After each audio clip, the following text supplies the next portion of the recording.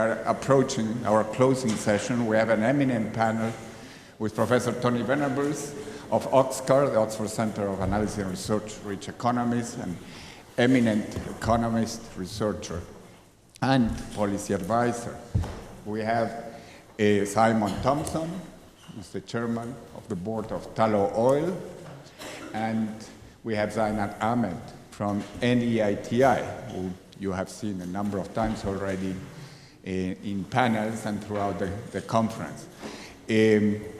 Before going to them, let me frame it a little bit. After such exciting discussion we have had from 2 days, I want to pick up from where we started.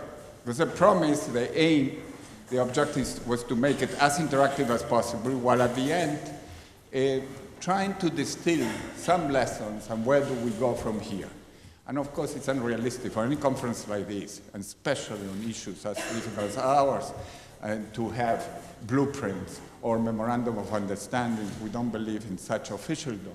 But our interactivity, the network that is here, that is being strengthened, and continuation of that type of work, we hope will lead to progress. Without further ado, remember that we started by asking the opinions of the experts, of all the participants, of all of you. We showed the very simple answers immediately as you were responding. In the meantime, our great data staff experts already cross-tabulated the data and asked, remember the question whether the fall of commodity prices represent an opportunity or a risk in governance for resource-rich countries. And the majority, in fact, said there is an opportunity overall. Interestingly enough, even larger majorities from emerging economies versus the people from the north or industrialized, richer countries. So it's an interesting difference there. You can see, however, that across the emerging economies, there are also distinctions. And we have to keep in mind that the numbers from some of these regions are not very large, so we deal with small n in some cases, but still, it's interesting to see the extent towards everybody who responded from the Middle East and North Africa said that it's an opportunity. Vast majority in Africa. And in the other two regions from emerging economies, Asia Pacific, South and Central America, was still more of an opportunity than North America and Europe, but overall that dominated in general. If one then breaks it down by what one is doing, basically, what in terms of who do we represent, where we come from, there are interesting differences too. Again, the majority, of course, was on average was opportunity rather than the risk, but it's not the vast majority, it's less than 60%. But that's very much dominated by the media. Interesting enough, policymakers, although there are not that many, that was significant. Private sector, less so from the academic side. Who, you know what's the typical answer to the question from an academic of what's the most important solution of the problem of natural resource governance? Typically the answer is, it depends. And then if you ask, what does it depend on? The answer will also be, it depends. Well, that's reflective. I can afford saying that joke because I've played a little bit of academics too in the past. So it's interesting just to note those differences. Now we went into an interactive panel, and we tried to have this panel very interactive throughout. I hope we have not fallen in this conference in any panel into this type of problem that is very common in conferences. So this has been a major aim in this conference to depart from the typical one. It is interesting when I saw this cartoon, which by the way comes from the New Yorker, and maybe it's a comment about EITI, and Eddie Rich is here, and it says it comes from Oslo. But it's probably only a coincidence. So we have tried to reject in this conference this type of this type of conference. And instead, there has been such a rich and wide variety of views in terms of the topics that have been here, which are about the most difficult issues in natural resource governance. Just to summarize, it's basically to scan, very selective, but to go through them. Some of the views, and deliberately some of these are of the more controversial type, so that we have a very exciting final session. The one relates to the poll that we started with, that you responded and I just showed, which is about the commodity price crash may cause some suffering today, but will help countries in the long term. Maybe that's not that controversial, that it is an opportunity and eventually may help. Then the very big statements and debate in the opening panel about transparency, accountability, and EITI, that's in the second bullet, that maybe transparency is not important after all, or that important. And transparency and accountability are not essential for development. And it was noted that the progress on transparency and accountability has not made a big difference in terms of development. So was EITI misconceived? At least looking in retrospect. It was a statement, it was very much debated. Paul mentioned that those the issues in that bullet. And related to that, the real problem is that citizens have been misinformed. And if there was much better information to citizens, then the picture would be different. Then the questions about corruption. Prices being high or low, that's a separate issue. Corruption is intractable. The type of corruption is today, particularly natural resources. Is it really tractable? Authoritarian regimes, perhaps they're useful after all, even necessary for enforcing countercyclical and sustainable fiscal policy. And I'm not going to get into all the arguments for that, but just to put it from whether fiscal rule is absolutely essential to prevent budget crisis. And what governments should do when there's a price slump. They should still impose high royalty rates, even if it means slowed or delayed production, but not cave in and go into a different type of regime. This is only a selection. You may have others in mind. You'll have the opportunity during the given panel. I just want to go back to where we were also, because a bit of controversy, not so much this one, but just to put it in perspective, that at least according to the evidence from hundreds of thousands of experts and citizens and private firms from which we collect data, we are not there yet, far from it, in terms of transparency and accountability. Transparency remains an enormous challenge in many countries, and particularly the accountability dimension. In terms of voice and accountability, the direction of travel has been in the wrong direction in resource-rich countries over the past dozen years, in contrast with the non-resource-rich countries. And we know from a lot of research, and the red dots are in fact natural resource-rich countries, the others are non-resource-rich countries, that voice and accountability does matter, and in a very significant fashion, for controlling corruption and for incomes of the people. So that is a large body of research. We have been involved, but we're not the only one showing very clear link. This is voice and accountability. Actually, the previous one was control of corruption, where the goods are not being delivered on that.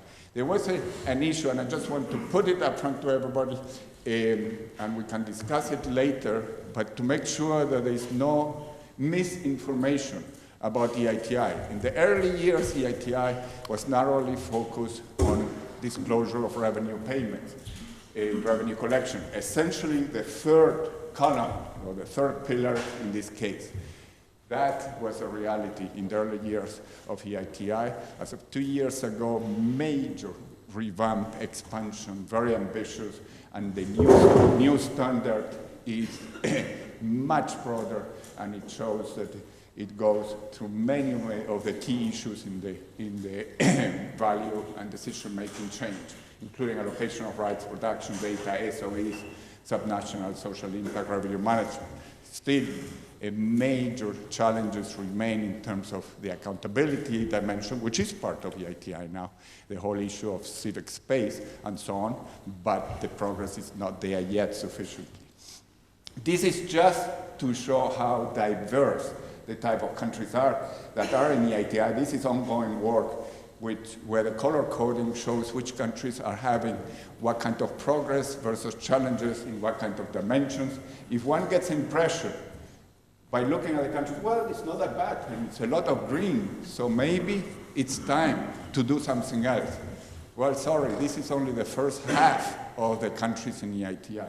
This is the bottom half. So so the whole table, one has to look at both. Bottom line, it's an incredibly diverse group of countries. Soon we'll be approaching close to 50 or 44, with an incredible different set of initial conditions, progress versus challenges, and so on. Very much mid-term work in progress.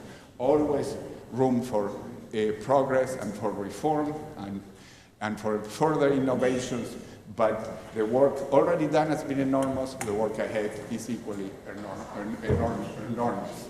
So, without further ado, these were the questions we already asked. We now go to the panel. The eminent panel will start with Tony, and the first question is going to be very basic, and he will basically ask, from your perspective, such an eminent economist, looking at the whole world and your deep expertise on resource-rich countries, what do we learn from what happened in the past 10 years, and what is the main lesson for going forward? When I look at the current situation, I look at this, is it an opportunity or a risk or whatever? I mean, it depends, of course. But what the crisis does for me is say, it gets me thinking back to the fundamentals. Things that we know, but perhaps are forgotten or obscured, that have been sort of lost in the euphoria and the conferences and the business of the last couple of years. So let me actually say a little bit about what I think these sort of fundamentals are, and where perhaps we need to refocus and concentrate a bit more. Fundamental one is that it's not the resource economy; it's the non-resource economy that we care about.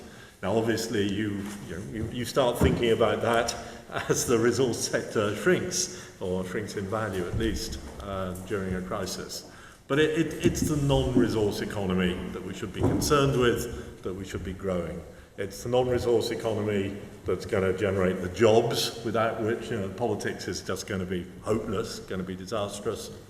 It's the non-resource economy that's going to generate the compound growth, which, by the nature of compounding, will dwarf any resource revenues you have or anything you put in sovereign wealth funds, except for a few countries, or if you get very, very lucky with your investments. But basically, it's the non-resource economy that's going to dominate. And it's the non-resource economy that sort of offers the insurance policy. So when prices crash, you do have the rest of your economy there, somewhat volatile, but less volatile than the resource sector probably is. So, really, basic one, think about the non-resource economy.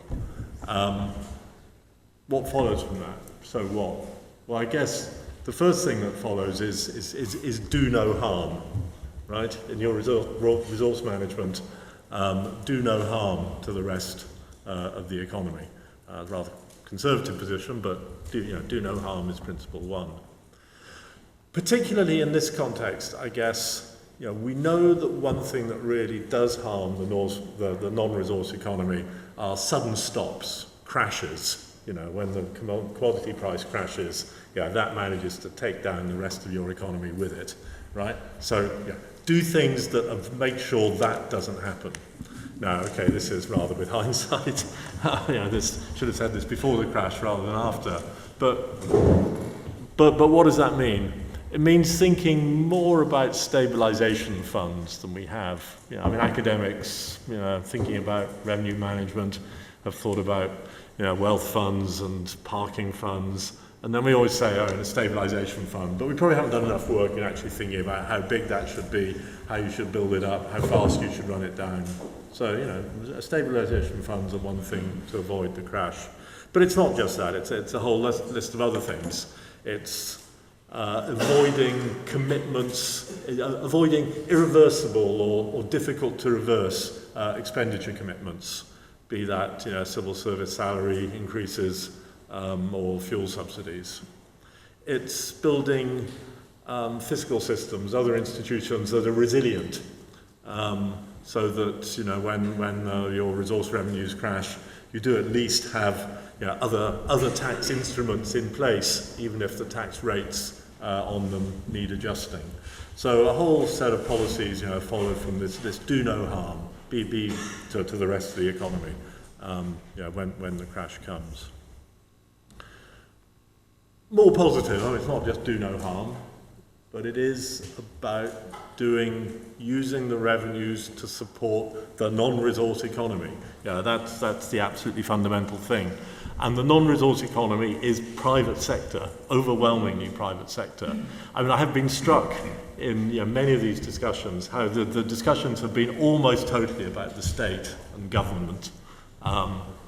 It's, you know, 90% of the economy is not that. It's the private sector.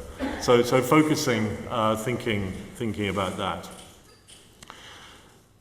Okay, using revenues to support private sector economy. Obvious stuff, but let me make a couple of obvious remarks anyway. Getting the institutional environment right. Yes, obviously the business environment. Using resource revenues for general purpose investments. You know, the private sector will flourish if, you know, if productivity is high and costs are low. And when I say the private sector, I mean, you know, across agriculture, the informal sector, formal sector, the whole gamut, the whole range, right? So you want, you know, for those sectors to be competitive, you want productivity high and costs low. So, you know, institutional framework, you know, property rights, land rights, all these things that matter. And then rather general purpose spending, the obvious infrastructure spending on housing, cities, getting cities working, right? Getting cities, you know, low cost, more efficient places that are good to do business, right? These are the priorities. So these are very simple, basic points, but I think they've got to be kept, you know, at the forefront of one's mind. Maybe you want to do some more targeted stuff, you know, the downstream stuff or the industrial policy, but probably not. You know, we know that usually goes wrong and is done badly. So back to basics, right? That's my overall sort of message here. Okay, thank you. The emphasis on the non-resource economy, it's very important, obviously. It raises the question whether we, as collectively as a group, we underestimate the importance of us also looking about the impact on non-resource rich countries of the commodity price fall, those that are so trade dependent on the ones that have been so hardest hit. I mean, obviously for also political reasons, Cuba is a prime example that we don't focus on, but because of what has happened in Venezuela, the political and economic dynamic are very different. But a number of countries in Africa, there are a few that we don't study because they're non-resource rich, but they can be suffering even though they gain from the commodity fall from that. So there's also an element of the non-resource economy across the border that spills off. And in today's globalized world, because of the trade implications, it may be worth following up. We'll go now to Zainab. And it's essentially the same question about what are the main lessons we draw from what happened, not think things in a large measure didn't necessarily go as expected, although maybe there are some progress in some areas. But from your perspective as a leader in Nigeria in general and in NEITI in particular. Well, thank you very much, Mr. Danny. Over the last 10 years, Nigeria has experienced 2 previous circles of price declines in the commodity, and this is the third one. And each of those times, we acted the same way, and we have continued to act in the same way. All revenues that come from oil and gas go directly into the budget, and they're shared monthly. We just spend. Attempts that we made to save didn't fare much better because we still dipped our hands in the savings without any discipline, and we still spend some more. So now we are at a point where the revenue that is coming is limited. Our debt profile has spiked to an all-time high. We are not able to meet statutory domestic obligations like some states can't even pay salaries. It's an opportunity that we have to learn from the mistakes of the past 10 years. We also have an opportunity that there is a new government that is faced with this debt burden, that is faced with this cash-strapped economy and have to operate. It means there is a good chance that we will do things differently. Hopefully, we will learn now that you can't spend everything that you get on a monthly basis. You must save, and that there must be physical discipline applied to those amounts that are saved. We also have experienced over the past 10 years an opening up of information in the extractive industry, specifically the oil and gas sector. 10 years ago, the oil industry in Nigeria was a black hole. Very few people had information about it. So yesterday I was shocked when at the opening panel, one of the panelists was saying the EITI is ill-conceived. For us, it is one of the best things that has happened to Nigeria. Because of the EITI process, we have extensive amount of information in the public domain. The citizens are now able to sit down and have informed debate. Government has the opportunity, the new government now has an opportunity that there is this data over 13, 14 years regarding the oil and gas sector that they can use to carry out the much needed reforms in the sector. They don't have to wait to collect the data. They don't have to wait to do the analysis. The information and the analysis is already there. All they need to do is take the 90 audit reports, what are the recommendations, and start implementing the reforms. We need to make some specific changes to restrict revenues from extractive industries to the use only of infrastructure and developmental projects, not to payment of salaries or regular routine operational expenditure as we have been doing in the past. There are some very, very hard calls that we have to make at this time. Yesterday somebody said scratch everything and start from the beginning, but there are legacy issues that you have to deal with as well. We need to make some very fundamental changes about how revenue management is done in our country, the role of the national oil company. We need to strengthen processes like the EITI that have started, that is reporting on accountability, who is using what revenues and for what purposes, and where are the leakages.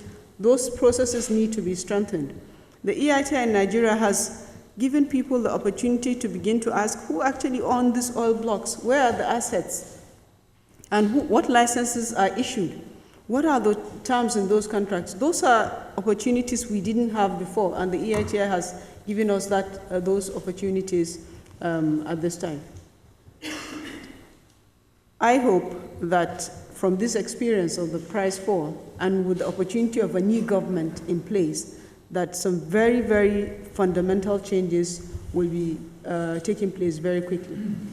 What would be the most fundamental change about the National Oil Company? We heard a very vibrant debate yesterday among some of your colleagues, former high-level officials, and the view was expressed, come on, this is not about trying to reform the existing enterprise.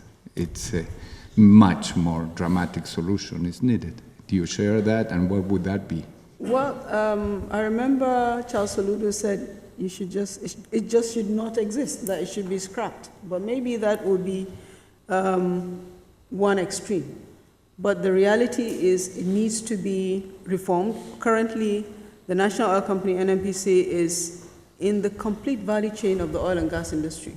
It is, at the same time, the policy-making organ, it is the regulator, and then it is operating.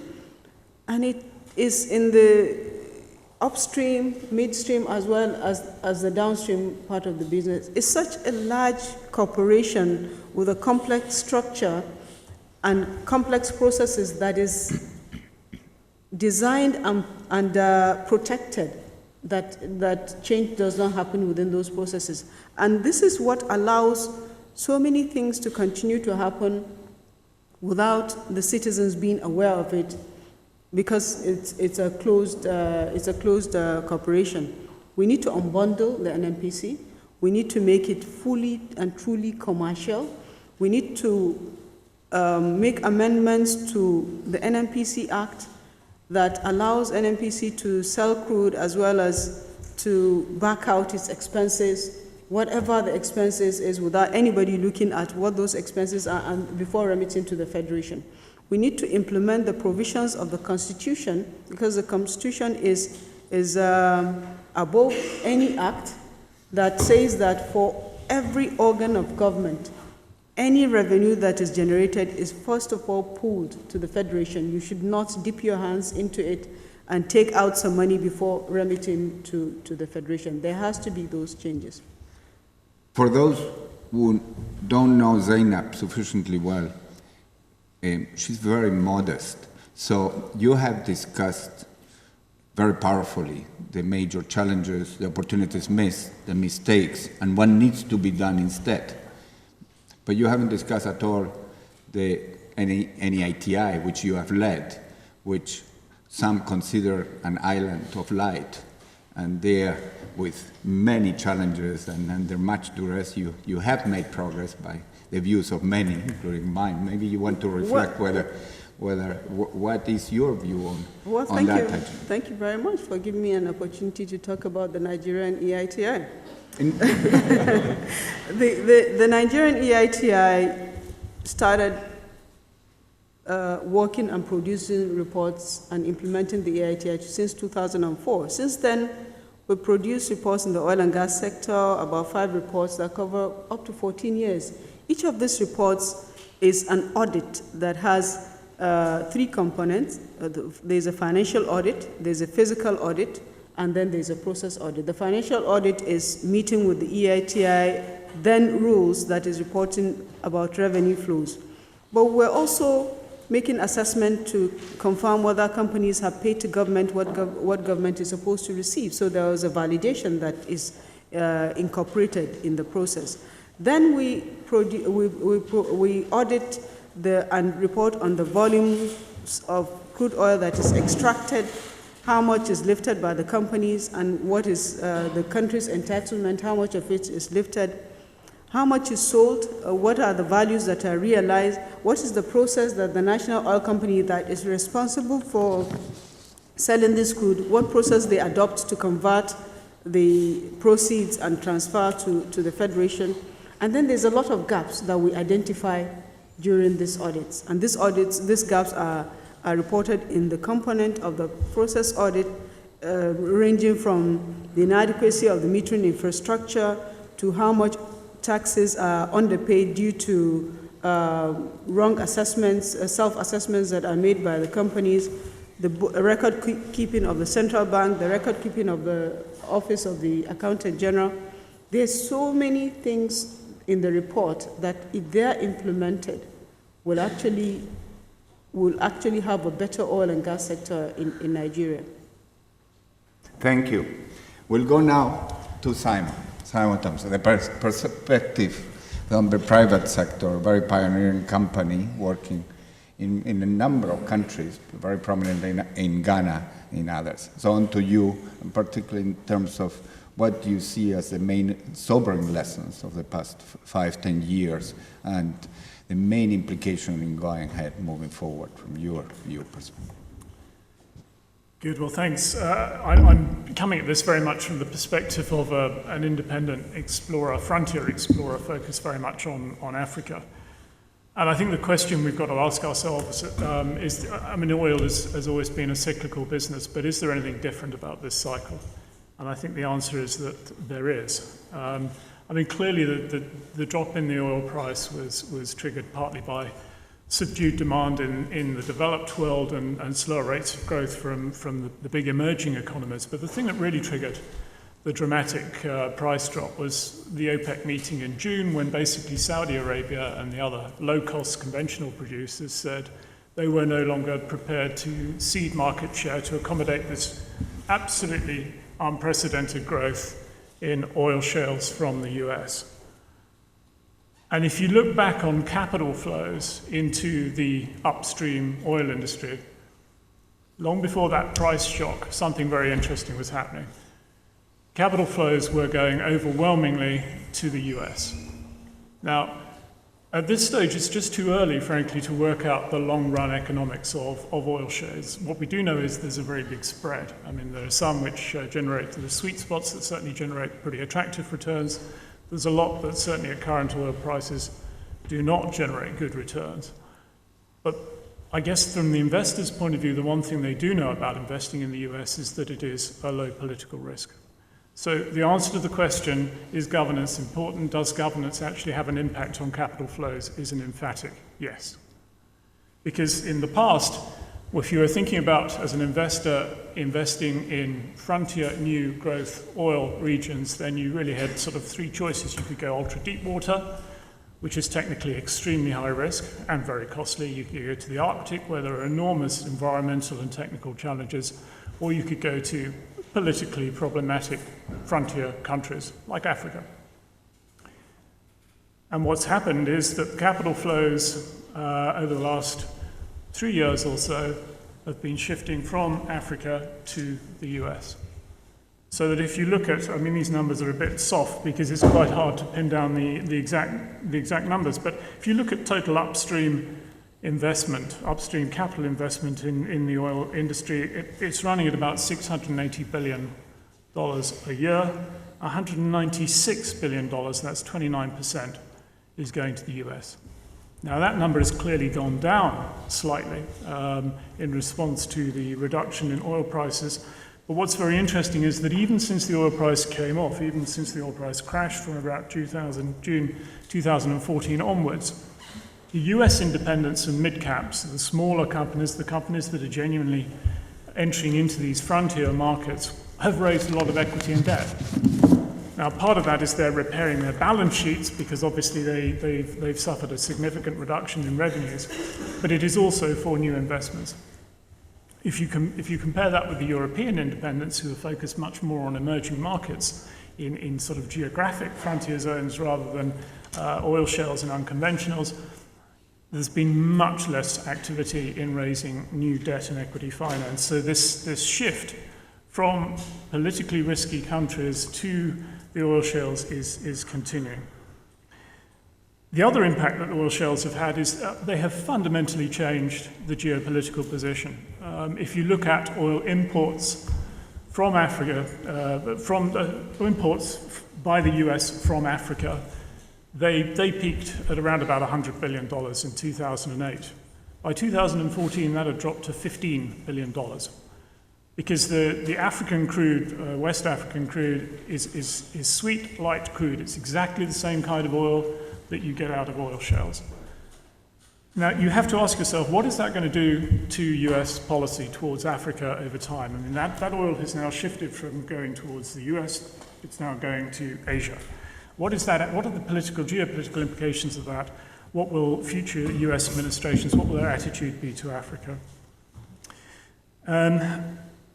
I think the other thing to say here is that, it is all about risk and perceptions of risk, because best we can tell at this stage, although returns on capital are improving in the oil shales industry, they are not as good as conventional oil, because this is a fundamentally different business model, as you know. I mean, oil shales, it's basically high operating costs and high sustaining capital, but it's very fast lead times, and it has an option value because you can turn it on and off quite quickly in response to oil price fluctuations.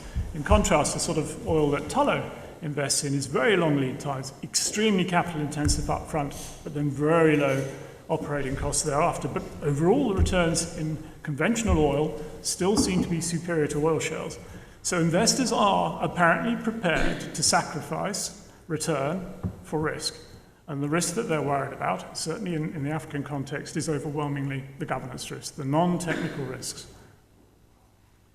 So the question has been asked, does this lead to a race to the bottom, the earlier presentation? I don't think it does. I mean, lots of presenters have said that from the private sector's point of view, it is all about predictability rather than going back and revisiting the fiscal terms.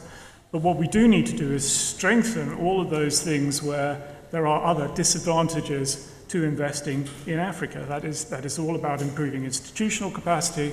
It's all about access to cheap infrastructure, which they have in the US, which certainly we don't in Africa. It's about access to a skilled workforce.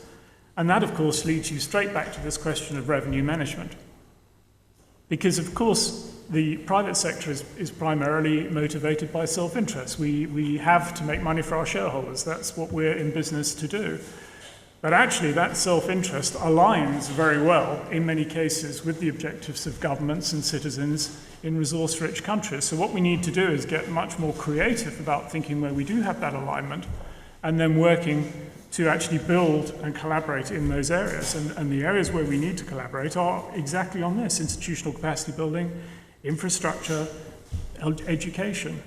That's what will make the overall investment environment in Africa competitive with the oil shales industry in the US.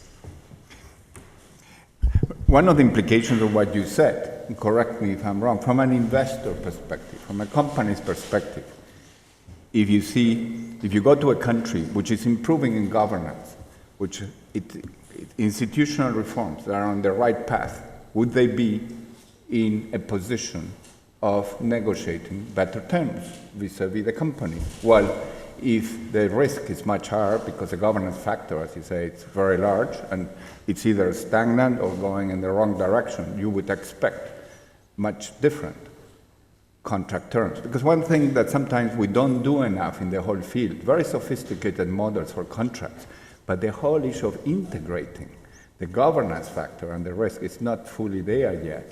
Seeing whether the differences in rate of return expected, and we see it in other investment portfolio and some academic papers we have been looking at, if an investor goes to Chile versus going to Venezuela, it could be 600 basis points, 6 percentage points, at least on average, something like that. But is that one of the implications? Yeah, I think it is. I mean, I think all other things, of course, it's hard to just extract the governance issue alone, right, because there are so many other variables. Right. And the biggest variable of all, of course, is geology.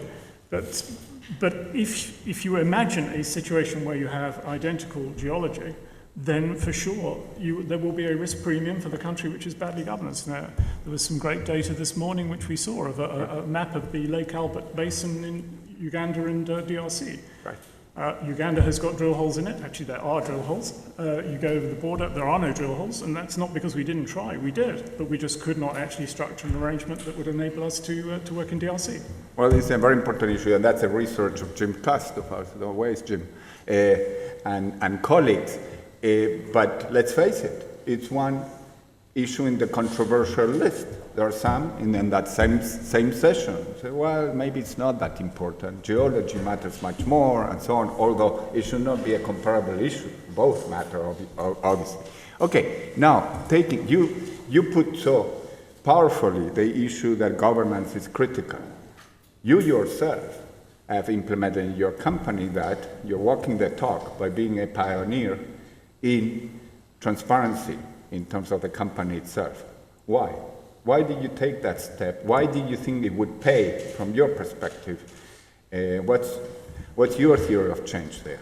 Look, I think we regarded that as being just part of good risk management. When we look at the economic contribution that we make to the countries where we operate, like every other oil company, we have a certain budget for corporate social responsibility, and we create a certain number of jobs, and we clearly buy goods and services from local local suppliers.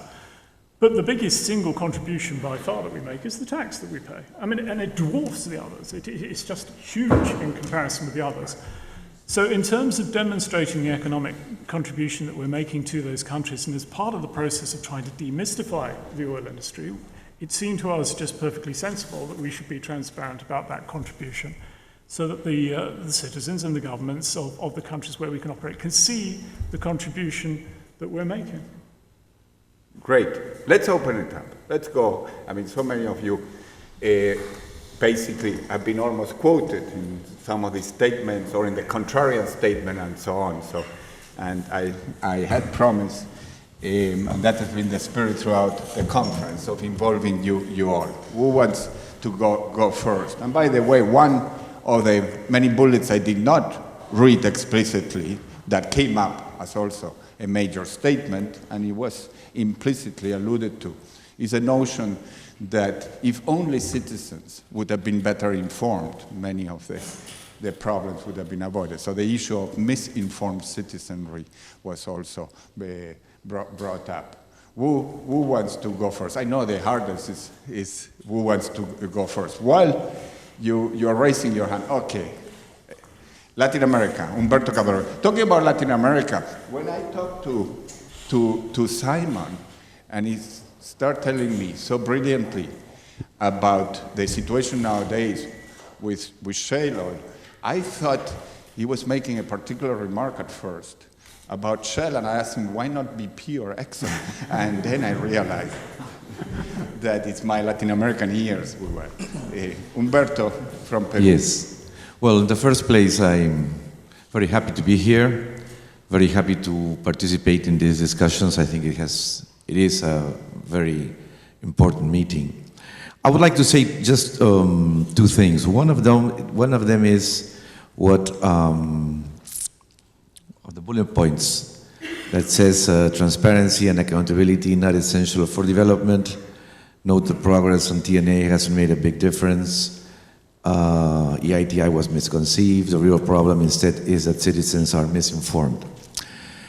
What I think about this, I mean, I don't want to bring in considerations about protests in my country and other countries because of projects.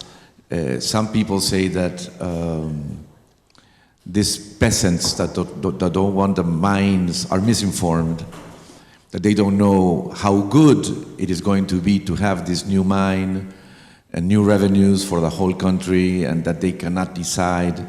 What I think about this thought, and I think it should be better debated, is that if those people that are misinformed are not deciding, who is going to decide? No? Who is going to decide if the investment goes or if it doesn't go? It must be somebody, somewhere, you know. And I think that maybe it is the case that many people or some people in some places do not know or are not well informed or badly informed about what is going on. But that does not mean that transparency and accountability have to be scrapped. I mean, we have to have maybe some more of that in order to advance. Well, that's one thing. I think it should get a lot of debate here. And then the second one, I think Tony's speech now was very interesting because it was going into how do we do things in order to, go ahead of being natural resource rich countries. I always think of my country as one day graduating from that and not being a natural resource rich country or being something else, you know, something different. Learning from Finland or Norway or maybe from China or from South Korea in order to graduate from this. And I think that what you proposed concerning education, infrastructure, the cities, homes, that's okay, but I would like to go a little bit further. With ECLAC of United Nations in Santiago, we've been working about, you know, diversification of productions, new sectors, for example, in my country, petrochemical, or in Bolivia, things like that. And I think that those are ways to explore. The problem is sometimes that you say, you're going to pick the winners. You're going to give incentives. So you cannot do that because you're going back 25 years ago. But the point is, if we don't do that, it's kind of a business as usual. I mean, not really, not completely. But then that was one point that I would like for you to further develop and put up, because this industrialization or diversification of production, etc., is one of the important points. Thank you. Yeah, I mean, okay, industrial policy, right? I mean, I think we could debate that for the whole of the next week. But I think the point I wanted to really make was, the private sector is heterogeneous. It's the formal sector. It's the whole of the rest of the economy. So let's get the environment right for that. And then you come out with the obvious list of stuff. I come out with the obvious list of stuff: education, skills, infrastructure, property rights, all that. But there are a lot of general purpose investments, general purpose, sector-wide things that can be done and should be done first, in my view, right? And then, industrial policy, my throwaway remark at the end, if I remember, was, you usually screw it up, right? You usually get it wrong. So I'm not saying don't think about it, don't try it, but I am saying that let's think about the basics. I mean, getting your agriculture working, right? Getting the informal sector a bit better, getting some decent housing, getting your cities working. These are general purpose things. Let's do those first. So, as I say, we could debate industrial policy for the rest of the week, but my point is sort of a lot of basic things. I just on the, unfortunately I didn't hear Paul Collier's presentation yesterday which is a pity, so I don't understand exactly what he said, but I think we do regard transparency as important, but it's the first step, and that's all it is. It's just part of the process of trying to create a more informed debate. And certainly, we've been working with DFID and others to see how we can actually translate this vast amount of data, which is going to be produced as a result of the EU directive, into more usable forms. In fact, you're working, I think, with DFID on precisely that project. So the other thing we're doing is we asked Robert Gordon University, which is in Aberdeen, it's got a big specialization in the oil industry, to conduct courses in country in Ghana, Uganda, Kenya, the other places where we work, for politicians, for journalists, for civil society, opinion formers, about the oil industry. It's just an education so that they can start to put into some sort of context the numbers which we are putting out there as being our contribution to the economy. But this is a process that really does need to involve lots of different partners in trying to create a space where people can debate. Is this the appropriate use of the country's natural resources? Your comment about your training, we have discussed not only we think it's great that there should be more partnerships in terms of training, business, psychology, and so on, different areas.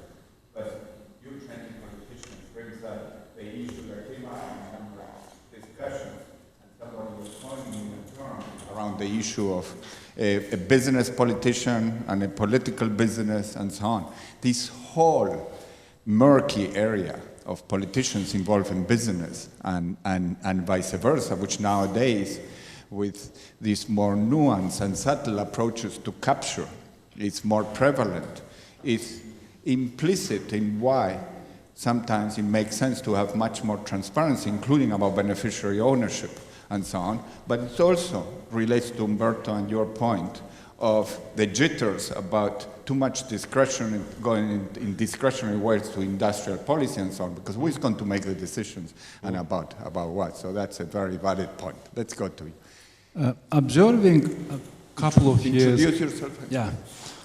In my region, in Eurasia region, I would say situation with transparency and accountability become more and more tough and difficult in terms of managing the situation. I would say the situation become more aggressive in terms of policymakers' attention to this, the sphere. As policymakers mentioned, there are two alternatives. One is authoritarian regime, which more or less can manage the situation, has more or less stable situation, more predictable situation, which is not so bad. Another alternative, this is anarchy, chaos, which we can observe after, for instance, Arabian Spring, revolution, etc. And in this case, the problem for people who is going to change the situation. For instance, through the hub, which is going to transfer the knowledge to different stakeholders. Taking into consideration that we have limited resources, what way will be effective to work with policymakers individually, face to face? I don't know, but to know that the situation will be changed by them, not by the people through, I don't know, public awareness, etc., etc. How do you think? What would be the good policy in this case? Is it possible to change policymakers through transferring the knowledge? If they are changeable. If no, how to work with societies, broad societies, in order to have different needs, more, I don't know, the demand on this and more control on government to change the situation in the long term. Thank you. One second, Ingela. Here we're all involved in this together, and everybody's an expert, including yourself. Ingela is from Azerbaijan, heads a very important institute there. What's your answer to your own question for Azerbaijan? Is it possible in a country and with the current issues in Azerbaijan? How do you think you can do it? To be honest, I don't have an answer. That's why it's my question. It's really very tough situation. I cannot answer to this. Because in Nigeria, with all the challenges, but you have gone through a very impressive process of where the democratic institutions have been strengthening over time. And what we witnessed and surprised many was a very orderly succession of power, very gracious also in that context. I'm not sure I got all of what he said in terms of the question. I have difficulty understanding. But if I understand you correct, there is a need to continue to push for transparency. And in our country, it has certainly been very, very useful. Some of the reporting processes are quite difficult, but they are steps that we must take. We must be able to report on who owns what assets, and we must be able to report on where the licenses are, what are the coordinates of the licenses. We must be able to also report on social expenditures, corporate social responsibility of companies, because it's useful not just for the companies but for the communities to understand that the companies are actually making very valuable economic contribution to the government, and therefore it is the government that they should be looking at and holding government to account, not just putting only the companies under pressure, except in our case, the companies have not fared well in terms of the management of the environmental issues, but citizens know now that government is getting significant amount of economic contribution from companies, and they are turning instead to government for that much needed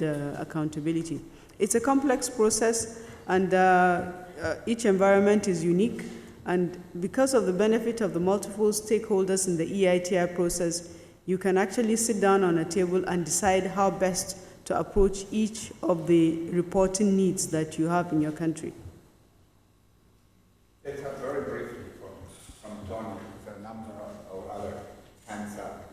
From your perspective, and having so much experience to look at research, there is an implicit view that it was even voiced, even if subtly, in some of the panels, that given the magnitude of the challenge at present in these issues and the vested interest, maybe in some cases it's preferable to deal with not necessarily a very democratic regime, and just to go to the top, convince the person at the top what makes sense, you and Paul and others, who best informed president makes those decisions and goes ahead. So authoritarian regimes could do well, and this whole agenda of transparency, accountability, and so on, maybe it's not as important. Yeah, well, we've had this debate round a little bit today, and if I remember when we had this debate 2 days ago, I think Mike Ross spoke up. No, maybe somebody, well, Mike certainly, I suppose, someone else as well, and said, yeah, obviously non-accountable regimes can do extremely well. I mean, China, Singapore, right?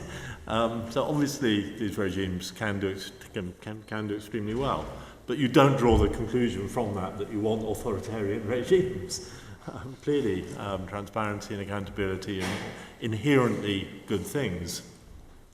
Are they necessary for success? Well, no. I mean, plenty of authoritarian regimes that do very well, thank you.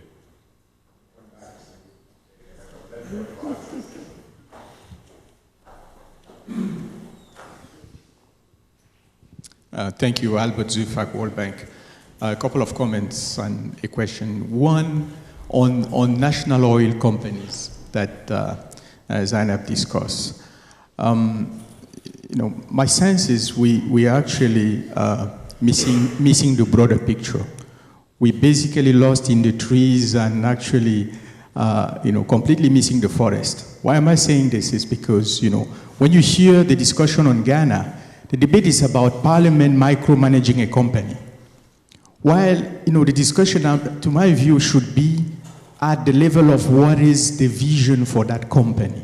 First of all, are these real companies, or are these just piggy banks for the government, or personal ATM for some people, right? Those needs to be defined clearly as companies, established as companies, and then let to function as company, set profit targets, and a clear and transparent rule as to how much revenue should be transferred from those companies to government. That's probably one way to look at the reform you were talking about.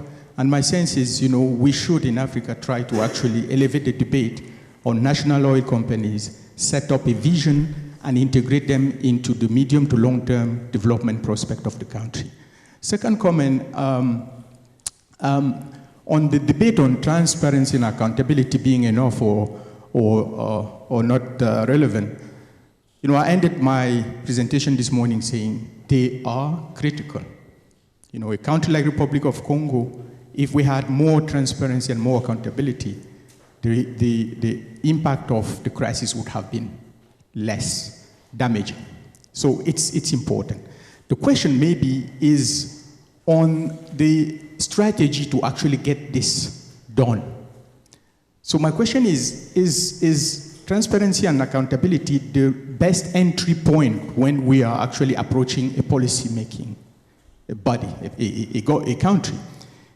I've personal experience in Uganda, where the entry point of transparency and accountability, and probably the only thing we were saying on natural resources were about transparency and accountability, led the government to actually shut the door to any other discussion on natural resources. So could we actually approach it or think of a different entry point? And I've seen that diversification actually bring more people around the table. Last question. Now, I said two comments and then one question to Simon. Let me just abuse a little bit. Question to Simon on risk. Hearing you speaking, I was under the impression that Africa is actually one country. That movement you described between Africa and the US, could you please elaborate a little bit more as to where do you see that risk? Which country in Africa actually, or which part of Africa is the highest risk you see, and put that in parallel with the Middle East? Thank you. A few more questions to keep them. I'll come back on your questions, particularly on Zainab, on the first set, and then there was a particular one to Simon. But Philip next. Philip Daniel, my name. First, a puzzle, the last bullet in your list, Danny. about imposing high royalties in times of low prices. I really don't know where that came from, because it certainly didn't come from the detailed session that we have just had on fiscal regimes, which I thought was an excellent discussion overall. So I would, if whatever record is made, I trust that is not the major conclusion on that area which emerges. The second point, I know you've been referring to Paul Collier's comment on the first day. I think it was wonderfully provocative. Personally, I think there's huge benefits of 2020 hindsight, of course. But at the time it was conceived and for the purposes for which it has developed, EITI has done a fantastic job. And it seems to me to be terrifically important. And I don't think we can hold the movement for transparency and accountability wholly responsible for the distrust of government. However, there is a side of what Paul had to say which seems to me to be absolutely right, which is that the extent of distrust in governments, which has arisen now partly as a general problem because governments have done bad things and partly because of civil society reactions and so on, the inability to reconstruct trust in government and make government an instrument of development is now a major problem. And being able to get that right so that government can do the enabling environment things that Tony is talking about has become terrifically important. And finding ways in which to rebuild that trust, whether by taking consumer samples, as Michael Ross has suggested, about what government should do, or whatever, that is very important. But I think the two parts can be distinguished. And I don't think we have to take apart EITI or transparency agenda in order to recognize that the problem of trust in government is big and needs solving. Absolutely, and I will come back to the panel too. The question whether it's a question, Philip, still, whether that major problem of trust in government is due to that particular effort and what happened in transparency and accountability. And that relates to your point and your question about Uganda. I think not many would claim that there was a lot of progress on the accountability side in Uganda, right? So at least we should be able to debate or reject any notion that suggests that transparency and accountability has been tried and that didn't deliver the goods. No, it didn't go places, in places like Uganda. So we'll take one more and then we'll come back to the panel. Oh, sorry, I didn't see. Okay, first. I'm Lois Machungadisu from Nigeria, NNRC. Generally we agree that transparency and accountability has improved significantly. However, the other aspect to look at, when it is not implemented. For example, I read reports of EITI. There are maybe incomplete taxation of revenues to the government. The government doesn't arrest anybody. They don't make any effort to collect those sums of money, for example. So there's a missing link. We can be talking about building awareness, but when there is inaction in implementing some of these items, we should look at it, what can happen. Are there possible solutions? Thanks. My name's Ali, I'm from the Blavatnik School of Government. My question is, well, firstly a comment, there's been a lot of discussion around learnings from past instances where commodity prices have fallen and the fact that we seem to make the same mistakes both at the domestic level, perhaps in Nigeria and internationally. And I'm wondering whether the panel has thoughts on how we institutionalize or better internalize these learnings from moments like that which we are going through at the moment in terms of low commodity prices, and whether international partners, development agencies, international NGOs can do a better job of also internalizing those learnings as they seek to advise governments in the future. Thank you. Okay, what we'll do now we'll go back in reverse order that we started from the panelists. Each one of you will have 1-2 minutes maximum for responding to the question and your concluding thought in terms of the panel, because of the timing issue. So try to, if you can try to integrate the questions that came to you, and if there's a pending one, I may come back to you, but we need to start wrapping up, so let's use it in that context. Okay. Zainab. Okay, Oh, no. well, thank Okay. you. The mistrust that now exists in some countries between the citizens and the government, for me, is also another opportunity for EITI to be strengthened in that process. Because of the multi-stake nature of the EITI process, it builds trust between the government, civil society, as well as the company. So that's another opportunity to advance transparency and accountability. Also, one of the key things that the EITI has fallen short of is its ability to get the findings of the report implemented. But then that is not necessarily the fault of the EITI itself. The purpose of the report is for the government to use the findings to bring about reforms. So if the reports are churned out time after time and decisions are not taken or actions are not taken, it's not necessarily a problem of the EITI process, it's a problem of the lack of the political will of the government to implement its findings. And we do have such a situation in Nigeria, but we also have an opportunity where the current government, from the point it was campaigning, had pledged to the citizens that it was going to reform the oil and gas industry in Nigeria, and it was going to use the NAITI audit reports as one of the tools for those reforms. I personally think transparency and accountability is a good entry point for policy making, because policymakers have the need to see data in a trend over a period, what has happened from 1 year to the 5th year. It helps and guides the policymakers in the decisions that they have to make.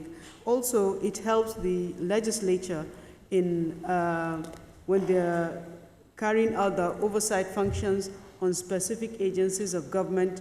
They're able to see what has happened over a period of time, and it makes them more effective in the process. Transparency makes very valuable economic contribution to our countries, and it is a necessary point for accountability to happen. We generate so much revenues, we spend so much of it, and there is a lot of corruption that has gone on for several years unchecked. What is missing is accountability, and the new EITI standards has been reinforced to help the reporting process to actually advance accountability in addition to advancing transparency. Thanks, Zainab. Simon?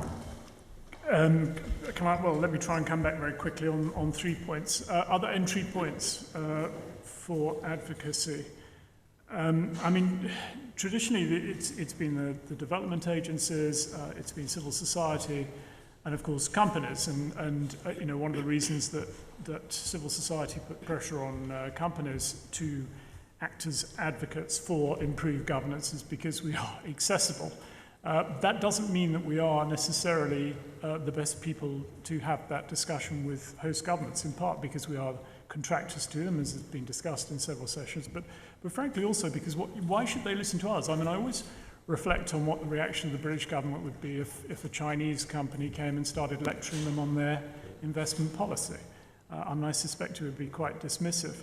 So the alternative entry point, I think, is the business community within the countries themselves. Now, clearly, in some cases, the business community and government are so intimately linked, but they are essentially the same people. But I think the area where civil society should be directing its advocacy efforts is towards convincing the local business community that change is needed in the management of resource revenues. On the point about risk. I mean, if I do talk about Africa as one continent, I apologize that I, of all people, should not do that because it clearly is not one country, forgive me. However, I have to say a lot of investors think that way. It's terrible, but it's true. The other difficulty Africa has, certainly in the oil business, is that the whole African continent only represents about 8% of global oil reserves. And if you strip out Nigeria and Libya, which are the two big ones, that drops to 3%. So actually just getting the attention of investors is problematic, and you will only get that attention if there is a good story to tell. So if you like, the threshold just to get the level of appetite from equity and debt providers for oil exploration in Africa is high. The other observation, of course, is it's ludicrous to assume that Africa only contains 3% of global oil reserves. It's true factually that that's the reserve figure, but in terms of resources and potential, it's vastly more than that because it's underexplored. Which then brings me on to just the third element, which we haven't really discussed at all, but there is, I think, a major nexus here with the whole climate change debate, and particularly the divestment from fossil fuels. Because if you look at the countries where we're operating, I mean, Ghana, Kenya, Uganda have made virtually zero contribution to man-made carbon in the atmosphere. However, the question is whether will they have the opportunity to develop their reserves, their oil reserves. And if the movement towards divestment from fossil fuels, gains real traction, then what is going to happen, I think, is that those resources will be developed, but they will be developed using pools of capital other than listed Western oil companies. And we've got to ask ourselves, is that a sensible way for them to proceed? Thanks. Tony? Yes, I listen to some of these discussions. I get reminded of an old debate in the aid literature, so a different context, but some of you, I mean, Danny, surely you'll remember it, which was the debate on conditionality. So, it used to be the case that, you get aid if you met certain conditions, you reform this or you reform that. And of course that became horribly discredited because it was gamed. I think there was the famous case of Kenya sold the same reform to 6 different donors in return for various sums of money and then didn't do the reform anyway. And I listened to some of this. Well, yeah, you go through some processes, a bit of transparency, a bit of accountability, set up a sovereign wealth fund. You do some processes, and fine. Well, it's obviously not fine. It's gamed. We know that these sovereign wealth funds get set up, and money goes into them and disappears or whatever. So this sort of you go through certain processes, and it's okay. We know that didn't work in the aid context. And of course, what happened from there was the aid community, or parts of it at least, moved on to thinking about trying to do aid through country ownership. So you would actually sit down and have a dialogue with the relevant ministries or the government or whatever, and say, well, what are your objectives? So in this context, you have these resources. What do you really want to achieve in 10 or 15 years' time out of this? What are your objectives? What are the constraints? We know it's damn difficult to do for economic reasons, for political reasons, whatever. What are your constraints? And then, jointly let's figure out a way to sort of navigate through that. And, that country ownership, sorting out the objectives, the constraints, the understanding, is surely the better entry point, and I liked the way Albert phrased it, the better entry point than setting a load of conditions that you appear to have to jump over to have approval. So, having that debate on objectives, constraints, support from organisations like this in achieving your objectives is really important. It leaves open the question, rather, of who you have the debate with, right? The country ownership in aid worked with some countries, it didn't work with others, right? You certainly didn't do it with others. But it's still got to be about getting the understanding, the real understanding of the issues, the trade-offs, the scenarios. You could end up like this or you could end up like that. Getting that understanding, in debate with government, through the business community, absolutely, and of course wider civil society. And I mentioned that last, but not necessarily least. But getting understanding at that level, and I do worry that we're just setting up little hoops that you jump over to get a score on something, or legislate this and everything will be fine. No, that's not the way it works. Great, thanks. Well, again, I said at the beginning, it's impossible to do full justice to the rich discussion throughout the 2 days, and even to this panel and to your comments and questions. So let's just end this part, and we'll still have a brief section in the next few minutes, so please bear with us, with just a few reflections. First, for the sake of full understanding and avoid misinformation, the statements I put up here were deliberately picked as potentially contrarian or controversial. By no means there are any conclusions or consensus at all. So, Philip, you can sleep well at that. But let me suggest that those statements, and some very innovative sessions, there were these pieces of papers that people wrote deliberately contrarian and controversial statements. So they are out there. And the diversity of views on the stakeholders and backgrounds, it's very important, and these things do take place, and it's part and parcel of the multi-stakeholder approach that we embrace. But what seems to be an emerging consensus is that governance is critical. And of course, the devil is in the detail. What kind of dimensions and how to go about it. Within governance, transparency seems to be emerging, and everybody says is absolutely essential, is critical, but it's insufficient on its own. It really needs to be complemented with very dedicated accountability mechanisms, the agents of change, and for that, an enabling environment has to be in place. But as importantly, and that was your great comment, was the issue of rule of law. What does transparency alone mean if there is impunity? Transparency in a context where there is full impunity and rule of law institutions are not being paid the same type of attention as we're paying to others. We have discussed in the past also the issue of growing corruption in certain areas. Those are very serious issues, which brings up the broader governance context and having to pay attention to the complementary issues to transparency and even to accountability itself is critical.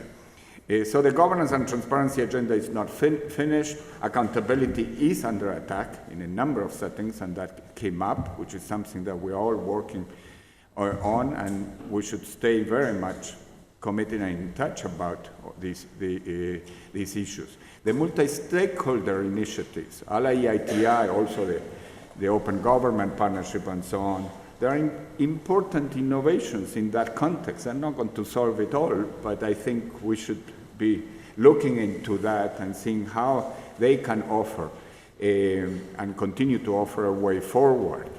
Because just, 7, 8 years ago, the whole notion of global multi-stakeholder initiatives was a pie in the sky. Every initiative, global initiative, was either totally governmental or the counter initiative coming from civil society or from the private sector or the others. And I think our meeting over the past 2 days embodies this multi-stakeholder approach, and you just refer to that. So I would encourage that we all keep focusing on that issue as very important. We know that there are lessons, some sobering, of what doesn't work in multi-stakeholder initiatives, and as well as emerging lessons of what does work. After all, they are new. But they are exciting innovations that have delivered some very important results in some countries. Even as Zainab mentioned, in Nigeria, there are some wins. You have unearthed enormous amount of monies that were missing, that were unaccounted for, and now they're accounted for. period, right? Yeah. You with your initiative. So, without further ado, it's just that we need to live, I hope, with a sense of, yes, the challenges are enormous. In some areas, they have become even more dire, but there are ways forward. And there are countries that are showing that, yes, it can be done. Resource-rich countries. And of course, I'm totally biased because I come from one, and that is Chile. But Chile is not alone. And there are others. And there are exciting innovations and things that have happened in your country, in Peru. And they are not the whole continent, but there are a number in Africa where there have been that type of progress too. So let's learn also from those and continue to push ahead. Let's go now to the very, very final intervention, and we want to give credits, but we want to go through also a small exercise with Sunita before we will wrap it all up. So bear with us because we want to involve you one more time.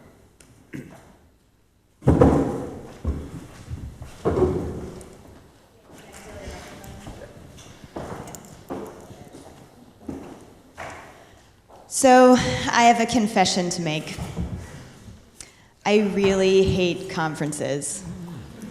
I eat too much, I sleep too little, and I feel like I need to be in like 6 places at the same time.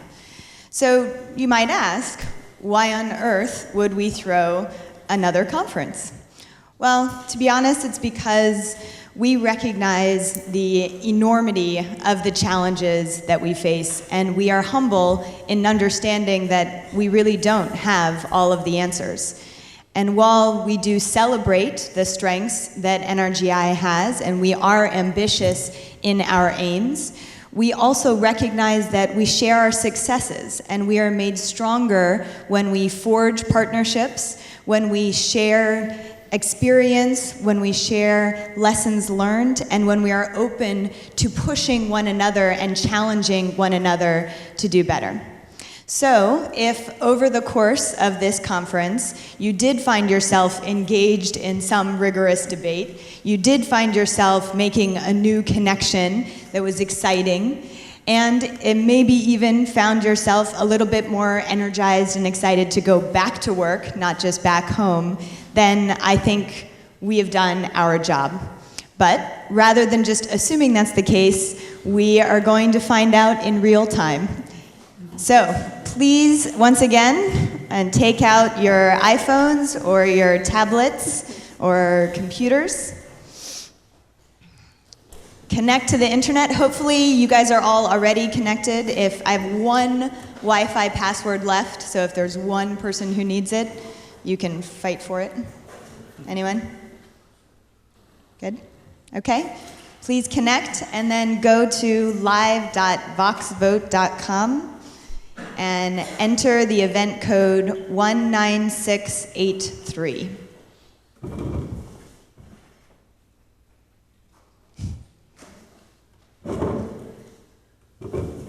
Okay, if you're connected, raise your hand. Okay, I'll give you one more minute. You guys really should all be professionals at this by now.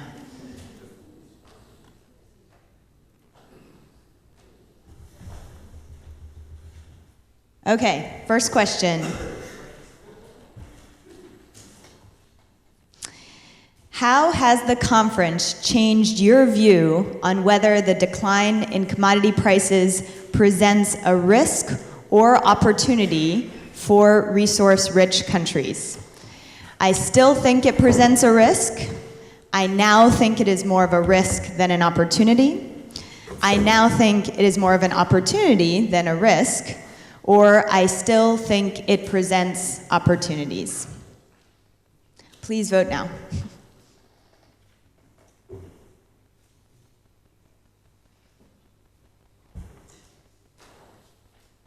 Look at me when you're done, so then I know that we can. Okay, let's see what you had to say. All right, 19% still think it presents risks, 9.5% more of a risk than an opportunity, 38.1% more of an opportunity than a risk, and I still think it presents opportunities 33%. So we got more positive and optimistic over these days, huh? Yeah. There we go. From 58 to 71. From 58 to 71, you said, Danny? Yeah, the opportunity group is, it's about 71. Okay. All right. Shall we move on next? Sample selection, other people who hang on to the bitter end. Yeah, it's true. We're not accounting for respondent bias here, okay? All right, second question. What did you value most about this conference? Number one, the opening and closing plenaries. Sorry, guys, I'm putting you on the spot. Number two, the panel sessions. Number three, opportunities for networking. And number four, reliving life in the college dorms. Please vote.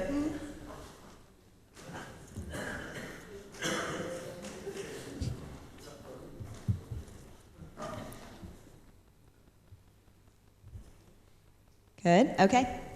Let's test it out. All right, 21.2% opening and closing plenaries, 38.5% panel sessions, 36.5% opportunities for networking. I guess dinner was really good last night. And then 3.8% reliving life in the college dorms. I would agree with that too. We beat the college dorm. All right, next. And last, and I have to say, I'm a little nervous, but I'm going to ask this anyway, all right? How interesting did you find the conference? Oh, tell everybody that it's anonymous. We're not capturing anyone. I make no promises like that, just to be clear. That's it. There's another session on privacy later. So, how interesting did you find the conference? Very interesting, moderately interesting, neutral, uninteresting, or very uninteresting? Self-selection. Okay, That's yeah. another self-selection. Yeah, if you're still here, hopefully you thought it was pretty interesting, but we'll see. Okay, wait for it. All right. Woohoo! Real selection.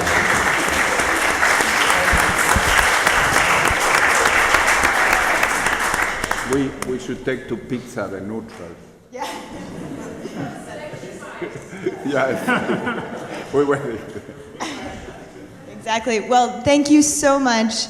We are going to come back to you with a much more in-depth survey for your comments and suggestions on how we can improve year on year on these events.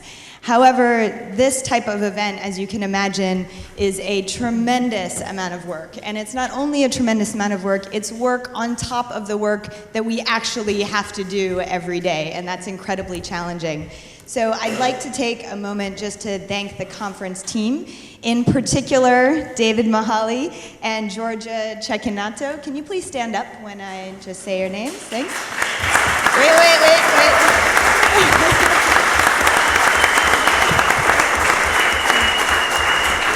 So, I mean, they are superstars, but there are more people who are involved. So just hold your applause for a second. Alex Tilley, David Manley, Helen Dempsey, Lee Bailey, and Jim Cust. Would you please stand? Thank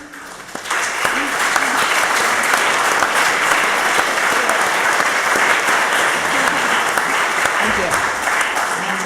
Frankly, I have to say, what makes NRGI so powerful is our people. So actually, if I could ask all of the NRGI staff to stand, I think we should all get a round of applause. Come on, stand up.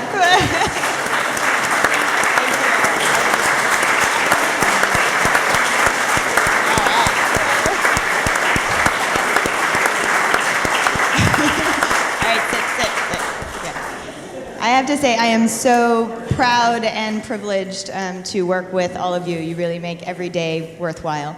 And last but not least, I want to thank all of you, because the substance of this conference was driven by our participants and by the questions that you ask and the way in which you engage.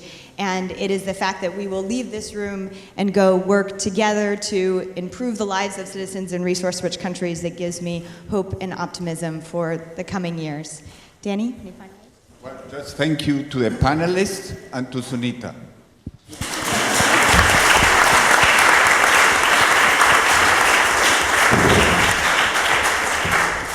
and au revoir. See you soon.